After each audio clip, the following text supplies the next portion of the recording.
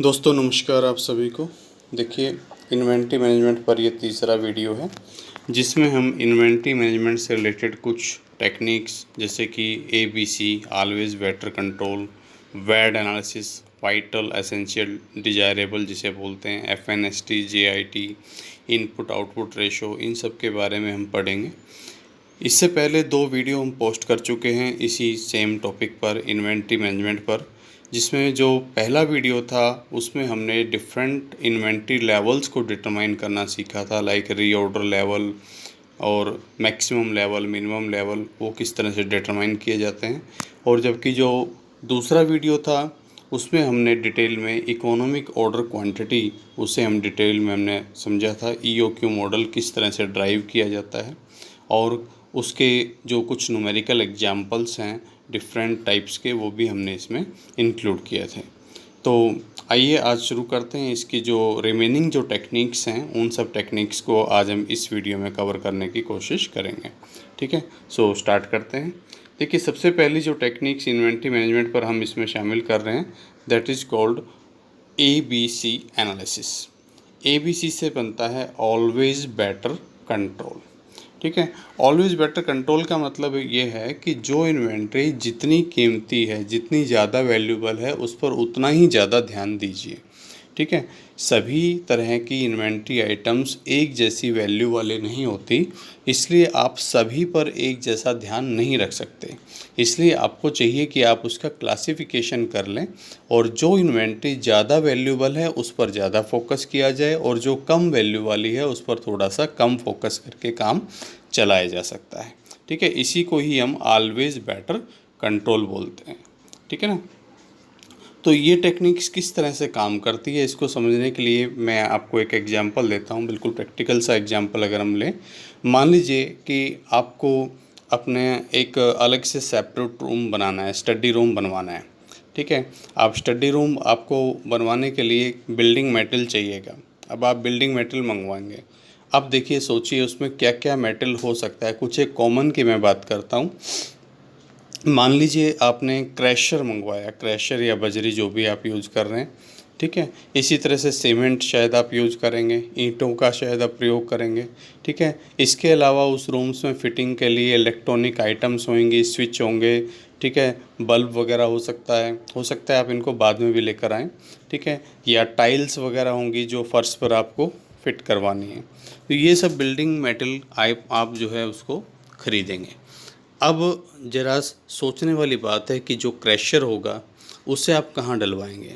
Obviously crasher को आप अपने घर के अंदर तो शायद ना डलवाएं अनलेस आपके पास बहुत ज़्यादा स्पेस हो। ठीक है, तो क्रैशर आप अक्सर कहाँ डलवाते हैं? घर के बाहर। ठीक है, रीज़न क्या है? रीज़न ये है कि वो स्पेस बहुत ज़्यादा घेरने वाला है, जबकि उसकी वैल्यू इतनी ज़्यादा नहीं है।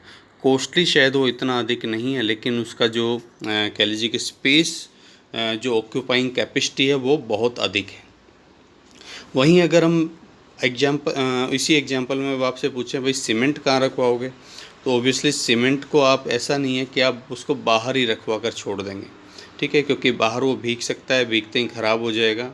ठीक है, और उसकी वैल्यू क्योंकि क्रैशर के मुकाबले ज़्यादा है, इसलिए आप उस पर थोड़ी सी एक्स्ट्रा केयर रखेंगे। तो हो सकता है आप अपने घर के मेन गेट के साथ उसको इस तरह से रखवा दें कि वो भीगे नहीं, चोरी ना हो, पर बहुत ज़्यादा उसको अंदर से कह लीजिए कि उसको बंद करके रखने की शायद ज़रूरत उसको भी नहीं है। वहीं जहाँ तक बात अगर मैं टाइल्स की करूँ या कुछ सैनिटरी आइटम्स की अगर मैं बात करूँ, लाइक टूटी वगैरह आपने मंगवाई है, ठीक है, या आपके जो स्विच हैं बिजली के, तो वो आपने मान लीजिए परचेज किए हैं। अब वो देखिए छोटी छोटी आइटम है लेकिन उनकी वैल्यू बहुत ज़्यादा है, कीमत में वो बहुत ज़्यादा है। ठीक है, अब अगर आप मान लीजिए उनको अगर संभाल के नहीं रखेंगे, तो अगर एक भी स्विच चोरी होता है, एक भी आपकी टूटी या कोई और इस तरह की सैनिटरी आइटम्स चोरी होती हैं, तो आपको नुकसान होगा। या टाइल्स की अगर एक पेटी भी चोरी हो जाती है या गिर जाती है, तो उसमें आपको काफ़ी कॉस्ट उठानी पड़ सकती है। तो अगर ध्यान से देखा जाए तो हम लोग क्या कर रहे हैं, हम लोग ABC सिस्टम ही अप्लाई कर रहे हैं। ठीक है, जो मटेरियल इस तरह का था कि बहुत ज़्यादा स्पेस घेरने वाला था लेकिन जिसकी वैल्यू बहुत कम थी, उसको आपने अपने घर के बाहर रखवा दिया। जो मटेरियल जो कह लीजिए कि वैल्यू में बहुत ज़्यादा था लेकिन स्पेस घेरने में बहुत कम था, उसको आपने एक्स्ट्रा केयर करते हुए आपने बिल्कुल इस तरह से रखवाया कि जहां आप सबसे अच्छा उस पर कंट्रोल कर सकते हैं। लाइक टाइल हो गया, स्विच हो गया, सैनिटरी आइटम्स हो गई। और जो आइटम्स इनके बीच में पड़ती मॉडरेट सी लाइक सीमेंट, उसको आपने अपने घर के दरवाजे के अंदर रखवा दिया, लेकिन ऐसा नहीं कि उस पर बहुत ज़्यादा आपको एक्स्ट्रा केयर करने की ज़रूरत पड़ती हो। ठीक है, तो यही ABC क्लासिफिकेशन होता है और यही काम हम ABC एनालिसिस में करते हैं। तो इसमें भी हम जिस तरह से हमने यहाँ इनको 3 कैटेगरी में बांटा, यहाँ पर भी हम इसको A, B और C 3 कैटेगरी में बांट कर चलते हैं, जो भी इन्वेंट्री आइटम्स होती है उनको।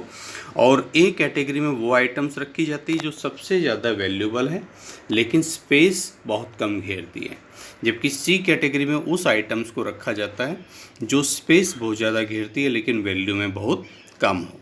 ठीक है, और अकॉर्डिंगली उसी के accordingly inventory management control techniques उस पर हम लागू करते हैं।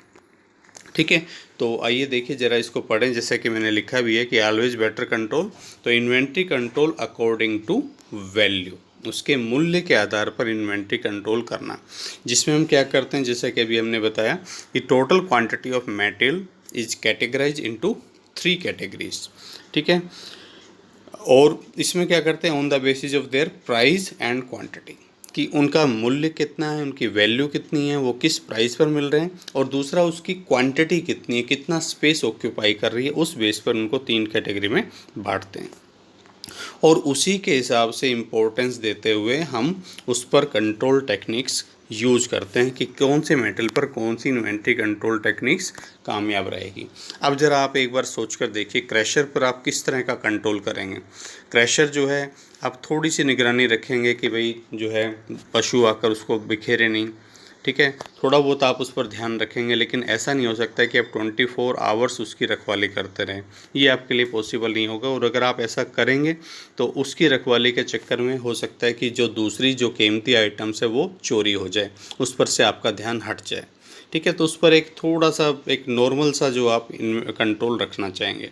इसी तरह से सीमेंट्स पर उससे थोड़ा सा कुछ अधिक आप ध्यान रखेंगे, लेकिन जो छोटी आइटम्स हैं और जो कॉस्टली है उन पर आपका ध्यान अधिक होगा, फोकस आपका अधिक होगा, और यही चीज़ ABC एनालिसिस में की जाती है।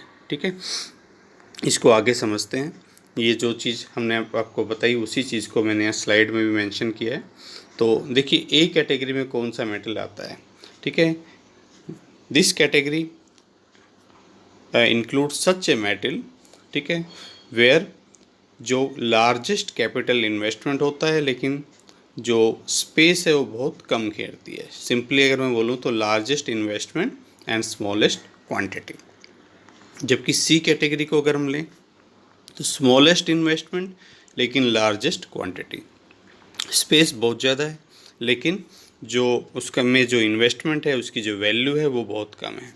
तो B कैटेगरी में आ जाएगी moderate investment and moderate quantity. इस हिसाब से ABC क्लासिफिकेशन किया जाता है। अब ये क्लासिफिकेशन का बेस क्या है। वैसे तो मैं आपको बताऊं कि देखिए कोई इस तरह का फिक्स रूल नहीं है कि इतनी परसेंटेज वाले को A कैटेगरी में डालना है, इतने वाले को B में डालना है, ऐसा कुछ नहीं होता। प्रैक्टिकली लाइफ में इस तरह का हम लागू कोई नियम कर भी नहीं सकते। तो देखिए ये जो A कैटेगरी में रखी हुई है परसेंटेज ऑफ टोटल आइटम्स है, क्वांटिटीज़ हैं, और ये है परसेंटेज ऑफ टोटल वैल्यू। तो A कैटेगरी में हम कौन सी आइटम्स लेते हैं जो टोटल क्वांटिटी में तो बहुत कम हो 10-15%, लेकिन वैल्यू में बहुत ज़्यादा हो 70 से 75%। और मैं आपको जैसे कि बता रहा हूँ ये जो परसेंटेज है वेरी हो सकता है 60 to 65% भी हो जाए, डिपेंड करता है कि अब मान लीजिए जो भी हमारे पास इन्वेंट्री आइटम्स है अगर उनके प्राइस में बहुत ज़्यादा अंतर हो, लाइक अगर एक सुनार की दुकान है तो उसके पास आप देखिए उसके पास गोल्ड भी मिलेगा, उसके पास सिल्वर भी मिलेगा, और उसके पास आर्टिफिशियल ज्वेलरी आइटम्स भी मिलेगी। अब देखिए इन तीनों के प्राइस में कितना ज़्यादा फ़र्क है, दिन रात का फ़र्क आपको मिलेगा। ठीक है ना, गोल्ड और सिल्वर का प्राइस में बहुत ज़्यादा वेरिएशन है। इसी तरह से सिल्वर और आर्टिफिशियल आइटम्स में बहुत ज़्यादा वेरिएशन है। तो हो सकता है वहाँ पर तो अगर मैं देखूँ तो ये परसेंटेज ऑफ टोटल वैल्यू 70-75 की जगह 80 भी हो सकता है, और परसेंटेज ऑफ टोटल जो क्वांटिटी है वो 10 से 15% की बजाय हो सकता है 8 से 10% ही हो जाए, और भी कम हो सकता है। ठीक है, लेकिन अगर उसके पास कुछ आइटम्स इस तरह की है जिनके उसमें बहुत ज़्यादा फ़र्क नहीं है। वहीं अगर आप दूसरा एग्जांपल लें किसी बुक सेलर का, तो उसके पास सारी की सारी बुक्स हैं, और ऑब्वियसली इसमें कुछ किताबें बड़ी कॉस्टली भी हो सकती हैं और कुछ किताबें हो सकता है बहुत सस्ती हों, लेकिन उनमें बहुत ज़्यादा इतना वेरिएशन मिल जाए कि कुछ बुक्स तो इस कैटेगरी की आ जाए कि 10 से 15% क्वांटिटी जो है लेते हुए और टोटल वैल्यू का 70 से 75% पहुँच जाए, पॉसिबल नहीं है। हो सकता है उसमें इस तरह की चीज़ें भी हो जाए कि टोटल क्वांटिटी 20% है और टोटल वैल्यू हो सकता है 65% है। तो ये सारा डिपेंड करता है, ठीक है। बट इन जनरल हम लेते हैं ए कैटेगरी में वो आइटम्स, ठीक है, जो टोटल क्वांटिटी में 10 से 15% होती है और टोटल वैल्यू की बात करें 70 से 75%। और जैसा कि मैं बता रहा हूँ कि ये जो रेंज है वेरी हो सकती है प्रैक्टिकल लाइफ में। इसी तरह से सी कैटेगरी में 55 से 60% के आसपास की टोटल आइटम, और टोटल वैल्यू में अगर देखा जाए तो 10 से 15%। और बी कैटेगरी में लगभग मॉडरेट सी जो टोटल क्वांटिटी और मॉडरेट सी ही टोटल वैल्यू को इंक्लूड किया जाता है। और इसी चीज़ को अगर एक ग्राफ पर दिखाया जाए तो इस तरह से हम शो कर सकते हैं ABC सिस्टम को। देखिए यहाँ इस OY एक्सिस पर हमने दिखाया हुआ है टोटल वैल्यू को, ठीक है, और इस OX एक्सिस पर आप देख पा रहे हैं इसमें टोटल क्वांटिटीज़ जो हैं, ठीक है ना, क्वांटिटीज़ को हमने इसमें दिखाया हुआ है। ये देखिए आप और अच्छे से देख पाएंगे, ये देखिए। तो अब जो ए कैटेगरी है उसमें आप देखिए टोटल क्वांटिटी लगभग है 15% और टोटल वैल्यू लगभग आपको 70-75% नज़र आ रही होगी, ठीक है। इसी तरह से अगर बी कैटेगरी की बात करें तो यहाँ देखिए इधर से ये इतनी तो इनकी टोटल क्वांटिटी है, जबकि वैल्यू इतनी है सिर्फ। और अगर सी कैटेगरी की बात करें तो आप यहाँ देखिए 45 से लेकर 100 तक ये है, यानी कि 65% के लगभग टोटल क्वांटिटी नज़र आ रही है। और जबकि वैल्यू की हम बात करें तो ये आप देखिए लगभग 15% टोटल वैल्यू है। तो इस तरह से इसको हम ग्राफ पर भी शो कर सकते हैं, ग्राफिकल प्रेजेंटेशन भी इस ABC टेक्निक्स का किया जा सकता है, ठीक है। तो आगे बढ़ें।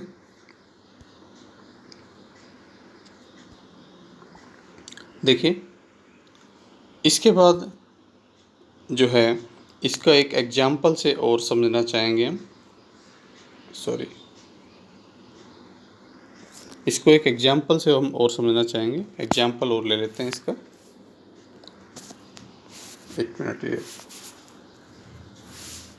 जी। तो ये देखिए एक एग्जाम्पल मैंने इसमें लिया हुआ है कि किस तरह से ABC कैटेगरी में हम उनको बांटते हैं। अगर डिफरेंट आइटम्स आपको दे रखी हो और उनका अगर हमें क्लासिफिकेशन करना हो A, B और C कैटेगरी में, तो किस तरह से किया जाए। अब देखिए यहाँ अगर आप गौर करें एक चीज़, तो मैंने जानबूझकर इसमें जो इन्वेंट्री आइटम्स है उनमें बहुत ज़्यादा वेरिएशन लिया हुआ है। आप देखिए यहाँ ये 30 रुपीज़ पर यूनिट है, ये 51 वाली यूनिट भी है इसमें, और इसमें मात्र अगर आप देखें तो 65 पैसे वाली यूनिट भी आपको नज़र आ रही होगी, 65 पैसा पर यूनिट, ठीक है, 1 रुपया 70 पैसा पर यूनिट, ठीक है। तो यहाँ कोशिश पूरी की गई है कि जो इन्वेंट्री आइटम्स है 7 इन्वेंट्री आइटम्स हैं और इनमें इतना अधिक वेरिएशन रखा गया है कि ईजिली ये A, B और C में कैटेगराइज हो सके। वहीं सोचिए इन सब के प्राइस जिस तरह से होते हैं, किसी का 51, किसी का 38, किसी का 35, किसी का 25, तो वहाँ पर आप ये 70% और जो है 10% उस हिसाब से इसको कैटेगराइज करते तो थोड़ी सी दिक्कत आती। तो वहाँ ये जो परसेंटेज है हमें अपने खुद के विवेक के हिसाब से वो चेंज करनी पड़ेगी। हमें देखना पड़ेगा कि कौन सी आइटम्स को A में रखना चाहिए और कौन सी को B में और कौन सी को C में रखना चाहिए। फ़िलहाल इसे शुरू करते हैं, इसको किस तरह से करना है। तो देखिए सबसे पहला काम आपको जो करना चाहिए वो ये कि आप ये जो प्राइस पर यूनिट दे रखा है, कॉस्ट पर यूनिट दे रखा है, इसके ऑर्डर में आप इन आइटम्स को रख लें।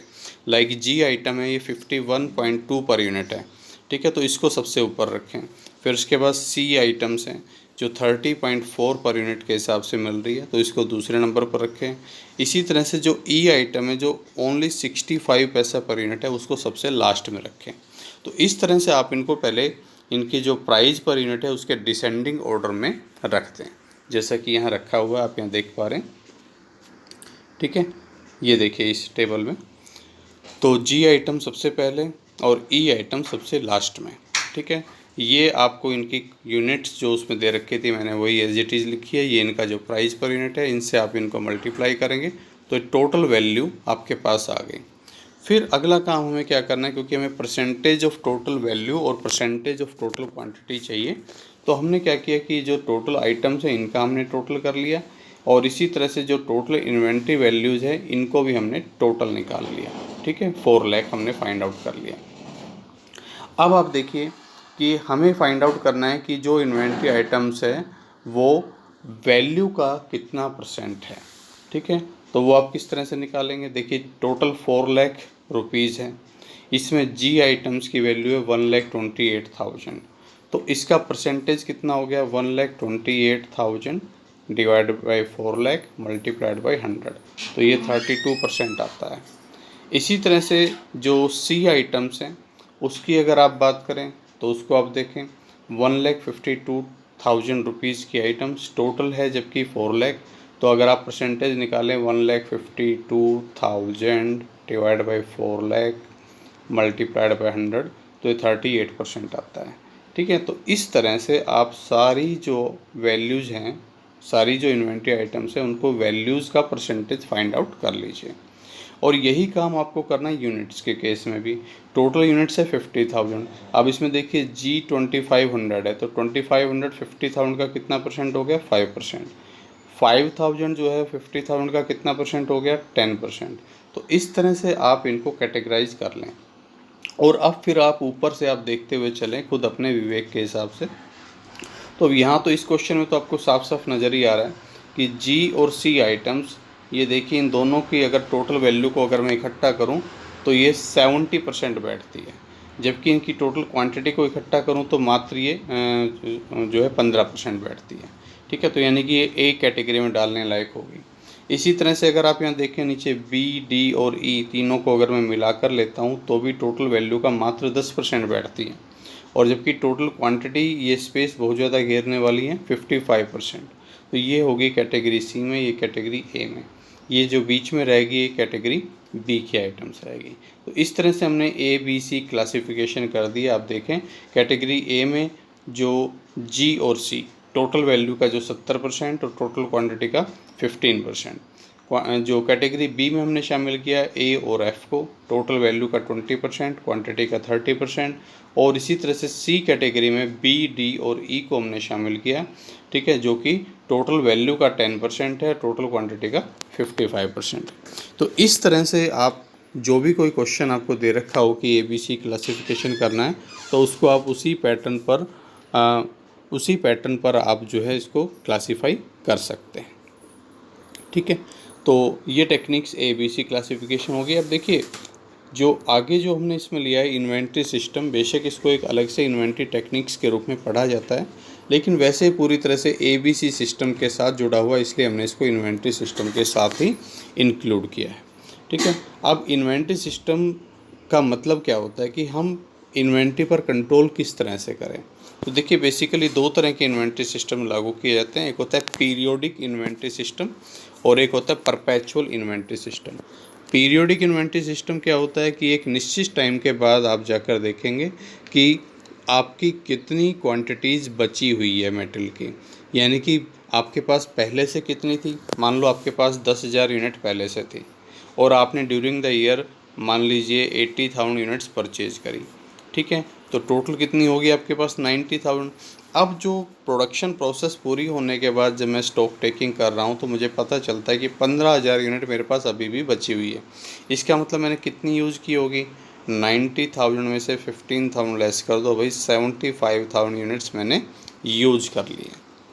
तो इसमें सिंपली हम यही करते हैं कि एक निश्चित टाइम के बाद, वो चाहे 3 मंथ्स हो सकते हैं, वो 6 मंथ्स हो सकते हैं, या वो 1 साल हो सकता है, या वो उस प्रोडक्शन प्रोसेस के एंड में हो सकता है। ठीक है।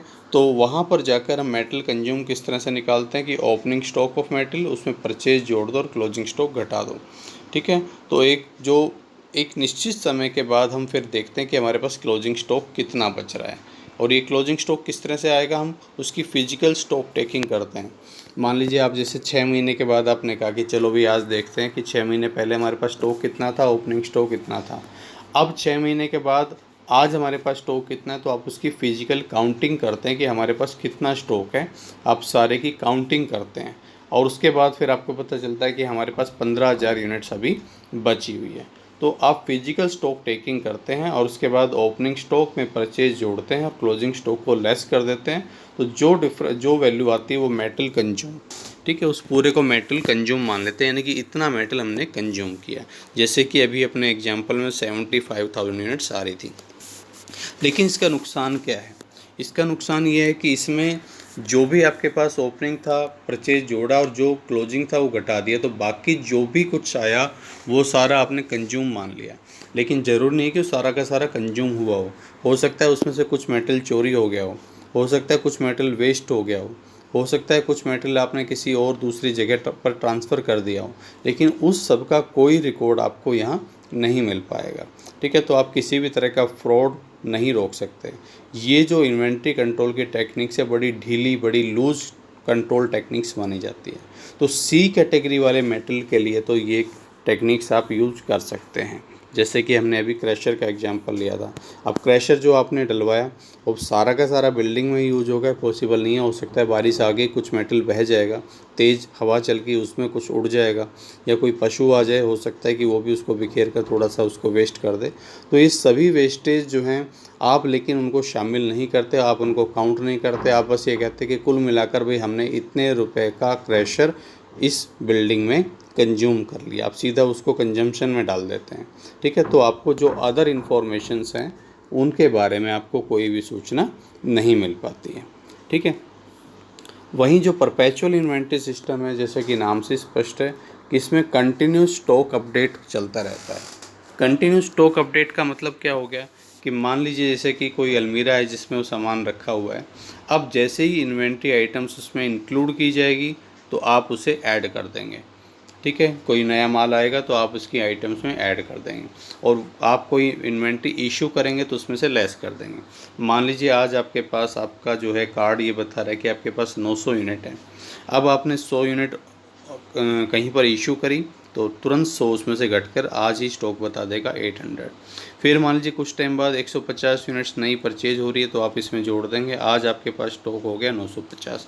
तो तुरंत हर पॉइंट्स पर आपके पास स्टॉक अपडेट होता रहेगा, और इससे बेनिफिट क्या होगा कि आप किसी भी वक्त जाकर, जैसे आज मैं कहूँ कि आज यूनिट कितनी होनी चाहिए 950, अब आप एक्चुअल में आप देखें उस अलमीरा को खोलकर और आपको पता चलती है कि एक्चुअल में यूनिट 925 नज़र आ रही है, तो बाकी 25 यूनिट कहाँ गई उसके बारे में आप इंफॉर्मेशंस इकट्ठा कर सकेंगे। आप पूछताछ कर सकते हैं कि बाकी 25 यूनिट कहाँ चली गई। तो हो सकता है या तो उनकी एंट्री कहीं लिखने से रह जाए, या हो सकता है कि वो वेस्ट हो गई हो या वो चोरी हो गई हो, तो उसके बारे में आपको तुरंत पता चल जाएगा, ठीक है। तो ये इन्वेंट्री सिस्टम लागू करने के लिए आपको ज़रूरत पड़ती है बिन कार्ड की। बिन कार्ड क्या होते हैं?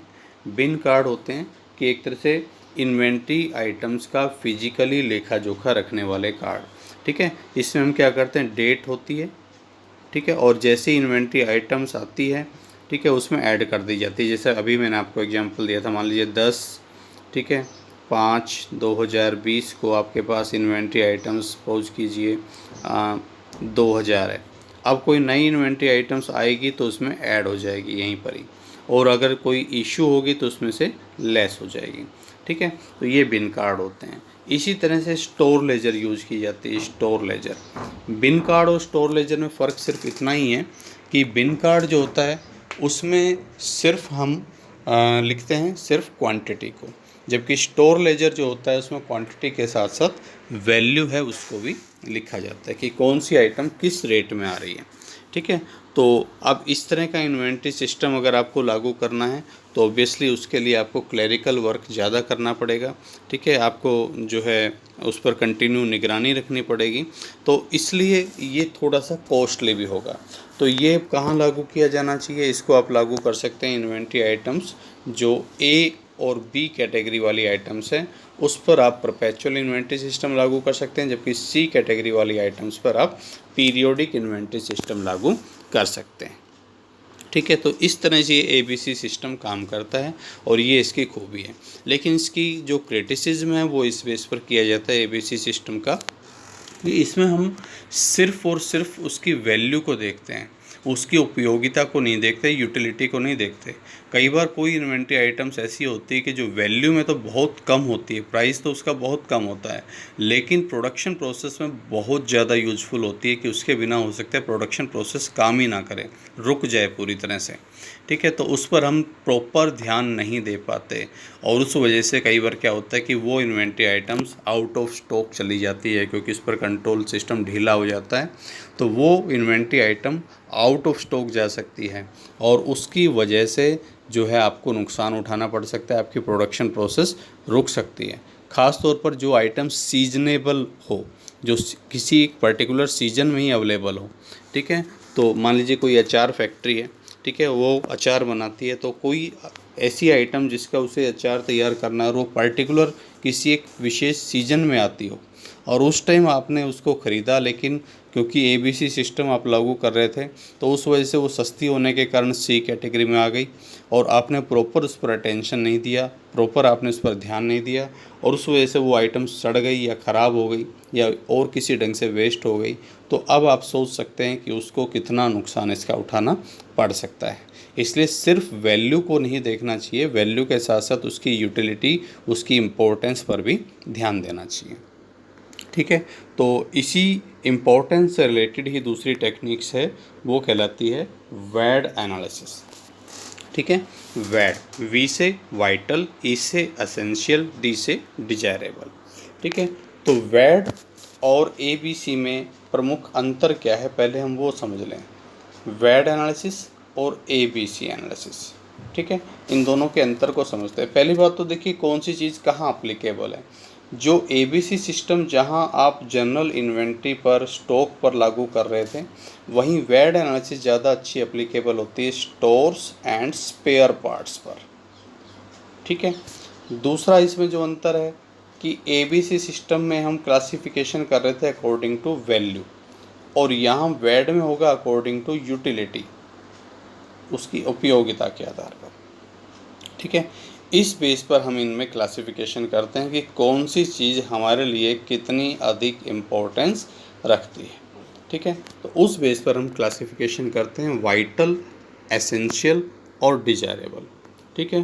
तो जैसा कि यहाँ लिखा भी हुआ है कि यहाँ ये एप्लीकेबल है on stores and spare parts, उसके लिए ज़्यादा यूजफुल है बजाय ये इन्वेंट्री आइटम्स के। दूसरा, इसमें जो क्लासिफिकेशन किया जाता है on the basis of utility किया जाता है। वैल्यू चाहे उसकी हो मात्र 1 रुपया या 2 रुपया, हमें इस चीज़ से कोई फ़र्क नहीं पड़ता। हम ये देखते हैं कि उसकी प्रोडक्शन प्रोसेस में कितनी ज़्यादा इम्पोर्टेंस है, कितनी ज़्यादा उपयोगिता है, उसके आधार पर ही हम इन्हें क्लासीफाई करते हैं। और वी कैटेगरी में उन आइटम्स, उन स्टोर आइटम्स को रखा जाता है जो which are vital for production process, कि उसके बिना प्रोडक्शन प्रोसेस रुक सकता है, प्रोडक्शन प्रोसेस में भी स्टॉप, तो इनका स्टॉक आपको सबसे ज़्यादा रखना पड़ता है। अब आप इसको इस तरह से समझ लीजिए, मान लीजिए कोई एक फैक्ट्री है जहाँ रेडीमेड कपड़े बनाए जाते हैं, ठीक है। तो जो कपड़ा है वो ख़रीदने के बाद आप उसकी सिलाई करते हैं। अब सिलाई करने के लिए आपने बहुत सारी, बहुत अच्छी क्वालिटी की जो मशीनें वो रखी हुई हैं, ठीक है। लेकिन उन मशीनों में यूज होने वाली जो सुई होती है, ठीक है, निडल, वो हो सकता है कि बहुत इतनी ज़्यादा कॉस्टली नहीं होगी, हो सकता है वो 2 रुपये 5 रुपये वाली ही आइटम हो। अब लेकिन अगर आप सोचें कि अगर वो आपके पास वो सुई टाइम पर अगर अवेलेबल ना हो, आपके पास स्टॉक में पर्याप्त मात्रा में ना हो और वो आउट ऑफ स्टॉक हो जाए, तो सोचिए क्या होगा। चाहे आपकी मशीन लाखों रुपए की हो या करोड़ों रुपए की हो, वो काम ही नहीं कर पाएगी, ठीक है। क्योंकि बिना सुई के जो सिलाई करना है वो पॉसिबल ही नहीं हो पाएगा। ठीक है, तो यहाँ पर जो सुई है वो इसके लिए वाइटल स्टॉक हो गया। ठीक है, ठीक बिल्कुल ऐसे ही जैसे कि अब इस ड्यूरिंग लॉकडाउन पीरियड के दौरान दो चीज़ें हमारे लिए बहुत वाइटल है, एक तो स्मार्टफोन और दूसरा इंटरनेट। अगर मान लीजिए किसी दिन इंटरनेट की व्यवस्था ठप पड़ जाए तो आप सोच सकते हैं कि ये जो वीडियोज़ है आप तक पहुंचाने पॉसिबल ही नहीं हो पाएंगे। ठीक है ना, या स्मार्टफोन ना हो तो उसके बिना भी शायद फिर आपके लिए रिकॉर्डिंग करना और उसको भेज पाना, समझा पाना बिल्कुल भी पॉसिबल नहीं होगा। तो इन दिनों लॉकडाउन पीरियड में आप कह सकते हैं कि इंटरनेट और स्मार्टफोन आपके लिए वाइटल है, क्योंकि इसके बिना शायद काम नहीं चल पाएगा। ठीक है, तो ये कैटेगरी में इसमें उस मेटल को रखा जाता है जो हमने बताया कि किस तरह का है, जो आपके लिए बहुत इम्पोर्टेंस रखता है। तो इसकी आपको सफिशिएंट स्टॉक अपने पास रखना चाहिए इस तरह के स्पेयर पार्ट्स का। इसके और भी बहुत सारे एग्जांपल दिए जा सकते हैं, लेकिन उससे फिर थोड़ा सा वीडियो लंबा हो जाता है, तो इसलिए मैं इसको अभी सिर्फ एक ही एग्जांपल पर छोड़ रहा हूँ। इसी तरह से ई की अगर हम बात करें, ई का मतलब है एसेंशियल। एसेंशियल स्पेयर पार्ट्स वो होते हैं जो एक प्रोडक्शन प्रोसेस को स्मूथली चलाने के लिए ज़रूरी है। ठीक है, काम उसके बिना चल सकता है लेकिन स्मूथली नहीं चलेगा। अब सोचिए कि वहीं उसी फैक्ट्री में वापस चलते हैं। अब अगर लाइट आ रही है, बिजली आ रही है, इलेक्ट्रिसिटी सप्लाई जो है अगर अवेलेबल है, तो आप वही काम किससे करेंगे? बिजली से चलने वाली मशीनों से करेंगे, और वो काम बड़ा जल्दी हो जाएगा, फटाफट हो जाएगा। ठीक है, टाइम कम लगेगा। लेकिन अगर मान लीजिए लाइट नहीं है तो हो सकता है आपको मैनुअली जो चलने वाली मशीन है उनका उपयोग करना पड़े। तो काम तो फिर भी चल रहा है, ऐसा तो नहीं है कि प्रोडक्शन प्रोसेस रुक गया, लेकिन अब शायद वो बहुत ज़्यादा स्मूथली नहीं चलेगा, बहुत ज़्यादा स्पीडली नहीं चलेगा। ठीक है ना, तो उससे हम बोल सकते हैं एसेंशियल, यानी कि प्रोडक्शन प्रोसेस को स्मूथली चलाने के लिए ज़रूरी है। ठीक है, आजकल आप देखते हैं मोस्ट ऑफ चीज़ें ऐसी हैं जो बिजली पर डिपेंड करती है। ठीक है, तो खैर ये जो इलेक्ट्रिसिटी है उसको तो आप एक जो है स्पेयर पार्ट नहीं कह सकते, ये तो सिर्फ समझाने के लिए है। ठीक है, आप इस तरह से समझ सकते हैं, मान लीजिए मशीन है, उसका कोई हैंडल है, ठीक है, जिससे आप उसे घुमा रहे हैं। ठीक है, तो वो आपके लिए एक एसेंशियल पार्ट हो गया। ठीक है, तो वो आइटम्स जिसके बिना काम चल सकता है लेकिन चलाने में बड़ी प्रॉब्लम आ रही है, बहुत स्मूथली वो नहीं चल पा रहा, उसे हम बोलते हैं एसेंशियल। ठीक है, जो एक प्रोडक्शन प्रोसेस को स्मूथली रन करने के लिए ज़रूरी है।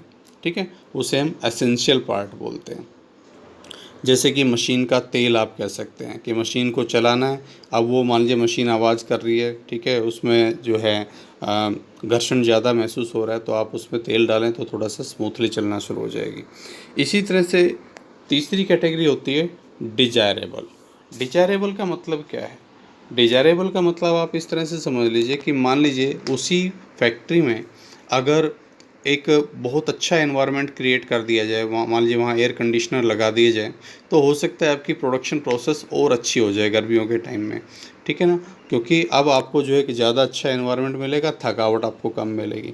लेकिन अगर वो नहीं है तो उसके बिना भी काम आसानी से चल सकता है।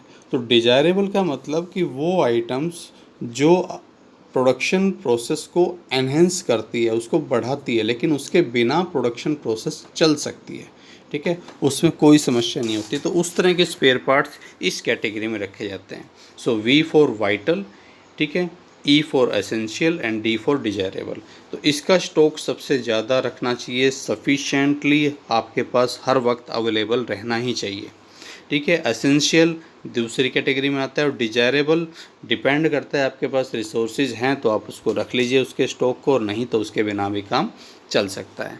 ठीक है, क्योंकि फैक्ट्रीज़ में क्या होता है कि कई बार बहुत छोटे छोटे पुर्जे होते हैं, छोटे छोटे औजार होते हैं। ठीक है, लेकिन उनके बिना पूरी की पूरी प्रोडक्शन प्रोसेस रुकी रह जाती है, इसलिए उनको हमें सफिशिएंटली अपने स्टॉक में रखना ज़रूरी होता है। उसी बेस पर ये वाइटल, एसेंशियल, डिजायरेबल क्लासिफिकेशन किया जाता है, जो कि उनकी यूटिलिटी पर बेस्ड है। अब वो आइटम्स चाहे 1 रुपये की हो चाहे 1 पैसे की हो, अगर वो वाइटल है तो उसका सफिशिएंट स्टॉक होना ही चाहिए। ठीक है, तो इस तरह से यहाँ हम वैल्यू के बजाय हम किस पर क्लासिफिकेशन करते हैं? यहाँ हम क्लासिफिकेशन करते हैं on the basis of their utility, और ये यूज होता है mainly stores and spare parts में, जैसा कि मैंने आपको बताया। इसी तरह से आगे जो अगला क्लासिफिकेशन आता है वो आता है FNSD क्लासिफिकेशन। F से बनता है फास्ट मूविंग गुड्स, N से नॉर्मल मूविंग, एस से स्लो मूविंग और डी से डोरमेंट। एक्चुअल में ये कुछ नई बात नहीं है, ये इन्वेंट्री टर्नओवर रेशो ही है देखा जाए तो, ठीक है। जैसे आप इन्वेंट्री टर्नओवर रेशो कैसे निकालते थे, मान लीजिए आपका रॉ मेटेरियल कंज्यूम है मान लीजिए 50,000, divide by average stock of raw material से आप इसको डिवाइड करते थे, मान लो 5,000 है, उससे आपने डिवाइड किया तो 10 टाइम्स आपका आ गया इन्वेंट्री टर्नओवर रेशो।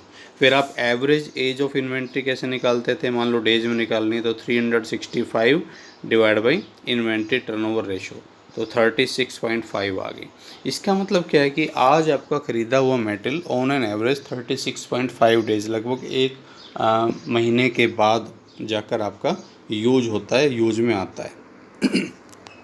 तो इस बेस पर अब इसकी तुलना अगर हम किसी दूसरी फैक्ट्री से करें, ठीक है, तो हम पता लगा सकते हैं कि उनके कंपैरेटिवली हम स्लो चलने वाले हैं या तेज़ चलने वाले हैं। तो जो मेटल ऐसा हो जिसका इन्वेंट्री होल्डिंग पीरियड या एवरेज एज ऑफ इन्वेंट्री बहुत कम हो, ठीक है, उसे हम बोलते हैं फास्ट मूविंग गुड्स। यानी कि भाई ये मेटल तो बड़ा चलन में है और आते ही हाथों हाथ बिक जाता है, उसे फास्ट मूविंग बोलते हैं।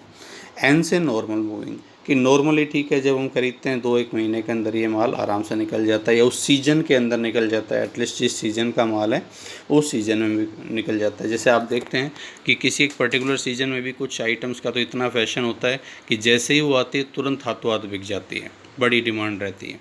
वहीं कुछ चीज़ें ऐसी होती है कि ठीक है उतनी तेज़ी से नहीं बिकती, लेकिन उस जिस सीज़न के लिए आपने ख़रीदी थी उस सीज़न में वो बिक जाती है, ठीक है।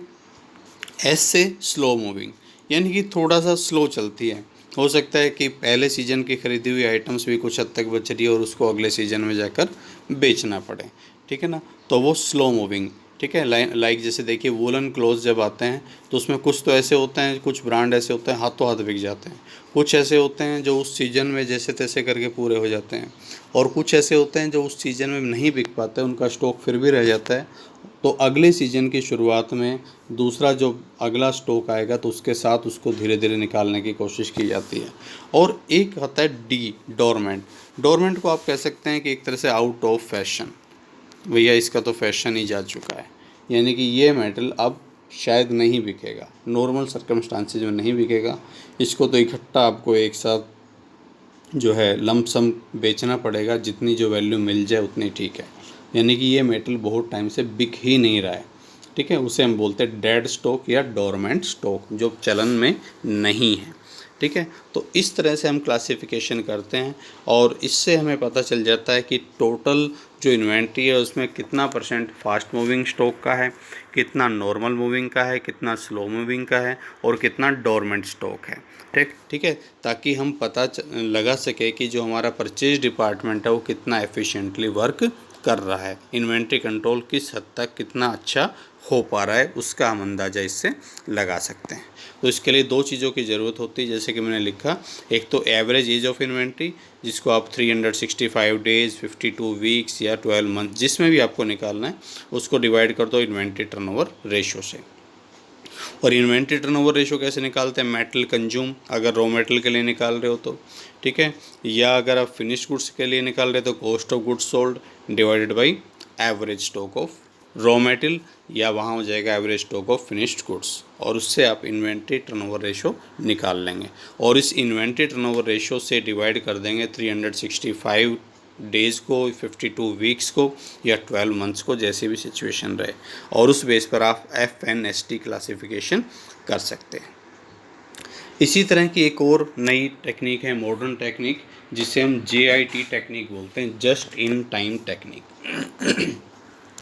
देखिए ये टेक्निक्स क्या बताती है, ये कहती है कि आप इन्वेंट्री आइटम्स जो है उसको स्टोर्स में रखो ही मत, बहुत ज़्यादा इन्वेंट्री का आपको स्टॉक रखने की आवश्यकता ही नहीं है। आप अपना पैसा बेवजह पूंजी जो है अपने जो पूंजी है उसको बेवजह स्टॉक में मत फंसाएं, ठीक है, कम से कम स्टॉक रखें और स्टॉक केवल तब जब आपको ज़रूरत हो उस टाइम आपके पास स्टॉक अवेलेबल हो जाए, इस तरह का मैनेजमेंट रखिए। तो सबसे पहले इस तरह की टेक्निक्स को यूज़ किया था जापानीज़ कंपनी ने, टोयोटा शहर जो जापान का है 1950 में इस टेक्निक्स को यूज़ किया गया था। इसे शुरू करने का श्रेय उन्हीं को जाता है, ठीक है। वो लोग क्या करते थे कि उनकी कॉस्ट बहुत कम आती थी, अमेरिकन कंपनीज़ के साथ उनकी सीधी टक्कर थी, तो उन्होंने जो है धीरे धीरे जो है उनको काफ़ी पीछे कर दिया, और उसके पीछे रीज़न यही था कि वो अपनी इन्वेंट्री कॉस्ट को बहुत कम कर पाने में सफल हो रहे थे, और उसके पीछे टेक्निक काम कर रही थी, क्योंकि वो अपना बहुत सारा पैसा जो है स्टॉक में फंसाने के बजाय उसे फ्री रखते थे दूसरे और कार्यों के लिए। तो इसमें क्या करते हैं, इसमें inventory is managed in such a manner so that as and when firm requires material for its production it may be available, कि जब आपको ज़रूरत हो तब आपके पास वो इन्वेंट्री अवेलेबल हो जाए। यानी कि वो किसी भी तरह से अपना जो फंड है उसमें ब्लॉक नहीं करते। तो उससे फ़ायदा क्या होता था, मान लो आप 10 लाख रुपए का स्टॉक रखते हो, ठीक है, और ऑन एन एवरेज मान लो इस पर 10% का रिटर्न मिल सकता है अगर इस पूंजी को आप कहीं और लगाएं, शेयर मार्केट में लगाएं या कहीं बैंक में डिपॉजिट करें, ठीक है। तो 10वीं ना तो आप 8% लगा लीजिए, 7% लगा लीजिए, तो 10 लाख पर 8% अगर आप करेंगे तो कितना हो जाएगा, ये 80,000 आ जाएगा, ठीक है। तो ये आपको 80,000 रुपये कहीं और मिल सकते हैं जो आप इन्वेंट्री में फंसा रहे हैं। तो 80,000 रुपये की आपको अतिरिक्त आय मिल जाएगी, यानी कि 80,000 रुपये से आपकी लागत कम हो सकती है, ठीक है। तो इसे आप कहीं और इन्वेस्ट करें, इसे आप स्टॉक में ना फंसाए रखें, ठीक है। ये जीआईटी की प्रमुख फिलॉसफी कही जा सकती है, ठीक है। लेकिन अब आप ये अच्छा, और क्योंकि इसमें स्टॉक नहीं रखते हैं इसीलिए इसको जीरो इन्वेंट्री सिस्टम भी हम कह देते हैं। लेकिन आप एक बात ध्यान रखें कि ये इन्वेंट्री सिस्टम लागू हो सकता है केवल वहीं पर ही, जैसे जापान में लागू हो रहा था वहाँ अभी भी लागू हो रहा है, जहाँ ट्रांसपोर्टेशन सिस्टम बहुत डेवलप्ड है, जहाँ इंफ्रास्ट्रक्चर बहुत अच्छा है, जहाँ आसानी से आप ये कह सकते हैं कि हाँ भाई ये माल 3 दिन में मेरे पास पहुँचना है तो 3 दिन में पहुँच ही जाएगा।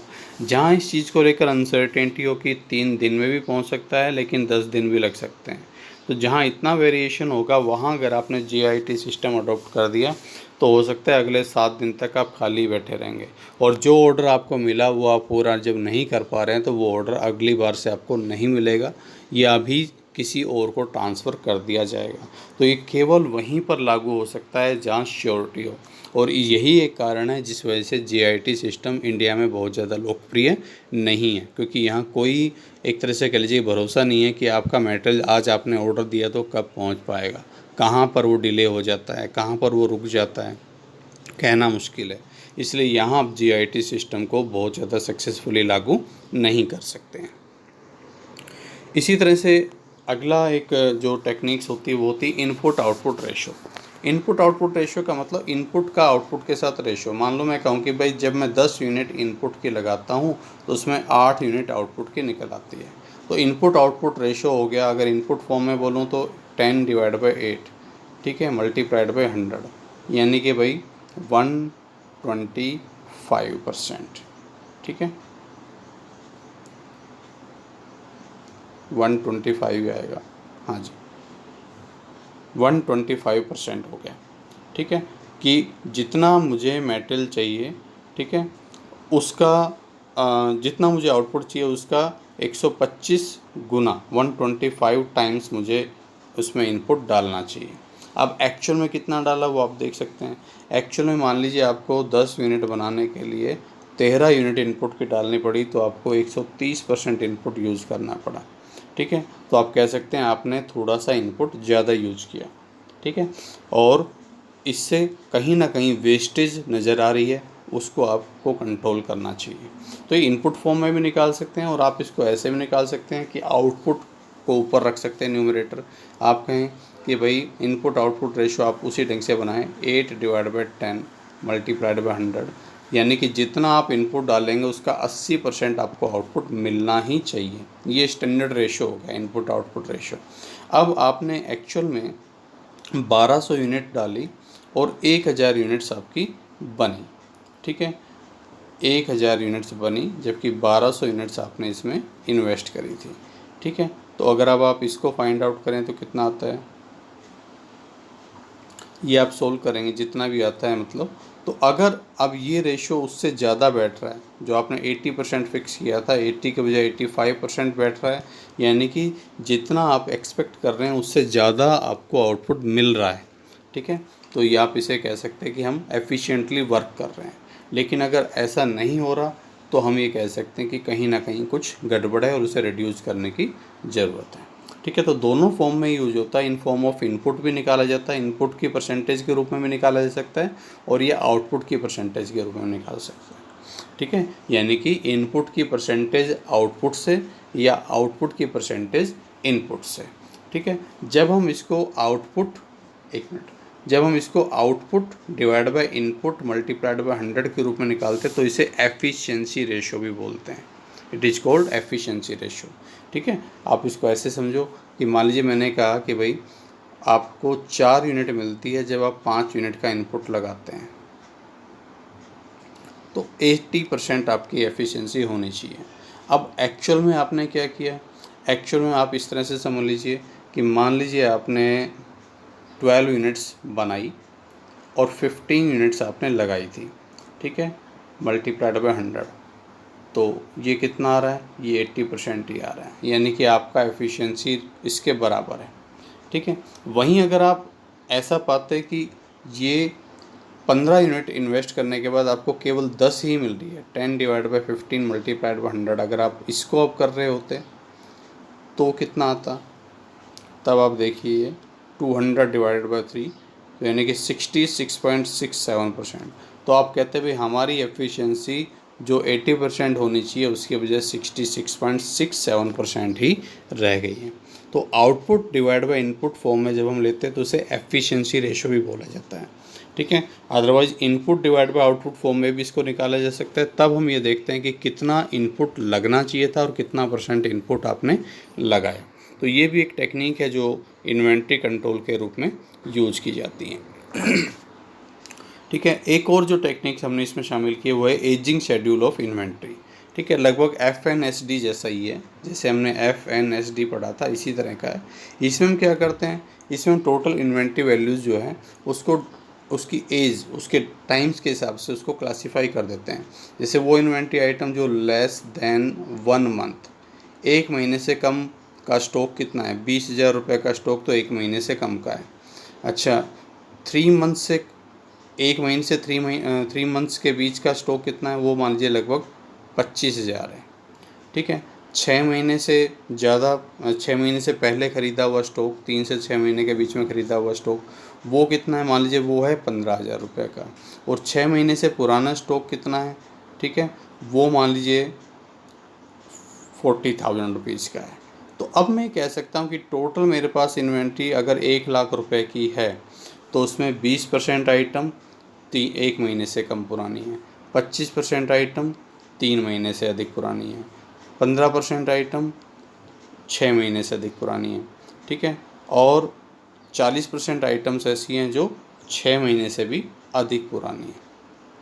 तो इस तरह से मैं ये क्लासिफिकेशन करके ये देख सकता हूँ कि कौन सी मतलब जो है, जो इसमें इन्वेंट्री में जो बहुत पुरानी जो आइटम्स हैं उनका परसेंटेज कितना है। जैसे 6 महीने से पहले ख़रीदी हुई आइटम्स लगभग 40% है, तो इसका मतलब काफ़ी सारी इन्वेंट्री आइटम्स ऐसी ख़रीदी जा रही है जो बहुत ज़्यादा स्मूथली नहीं चल रही, उनका हम स्टॉक करके रख रहे हैं लेकिन वो चलन में नहीं आ पा रही है, तो उस पर कंट्रोल करने की आवश्यकता है। ठीक है, तो ये इस तरह से ये एजिंग शेड्यूल काम करता है। इससे हमें पता चल जाता है कि कुल इन्वेंट्री आइटम्स में कितनी कितनी परसेंटेज है अलग अलग ड्यूरेशन के मटेरियल की। ठीक है, तो इस तरह से हमें अंदाज़ा हो जाता है कि किस तरह की आइटम्स पर हमें ज़्यादा कंट्रोल करने की आवश्यकता है। ठीक है, तो ये एजिंग शेड्यूल ऑफ इन्वेंट्री है। तो इस तरह से हमने कोशिश करी है कि जो बची हुई जो इन्वेंट्री टेक्निक्स थी जो इम्पोर्टेंट है उनको हमने इस वीडियो के माध्यम से कवर किया है। तो इन्वेंट्री मैनेजमेंट पर ये लास्ट वीडियो था मेरी तरफ से। तो मुझे लगता है कि इसमें लगभग सभी इम्पोर्टेंट इन्वेंट्री टेक्निक्स को मैं कवर कर चुका हूँ और आई थिंक ये आपके लिए हेल्पफुल भी रहा होगा। ठीक है, so thank you, have a nice day.